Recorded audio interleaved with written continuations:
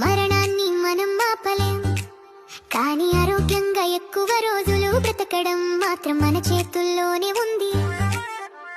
ఇప్పుడు వినబోయే సూచనలు శాస్త్రవేత్తలు కూడా ఒప్పుకున్నవే. ఇవి మన ఆయుష్ పెంచడమే కాక బ్రతికినంత కాలం సంతోషంగా జీవించేలా చేస్తాయి. మొదటిది, ఎక్కువసేపు కూర్చోవద్దు. రోజంతా కూర్చోవడం శరీరానికి హానికరం. ఉద్యోగం అయినా మధ్యలో లేచి కొంచెం నడవడం తప్పనిసరి. రెండవది, కడుపు 80% నిండగానే తినడం ఆపండి. దీనిని జపాన్లో హరహచిబు అంటారు. ఇలా తింటే శరీరం తేలికగా ఉంటుంది, ఆయుష్ పెరుగుతుంది.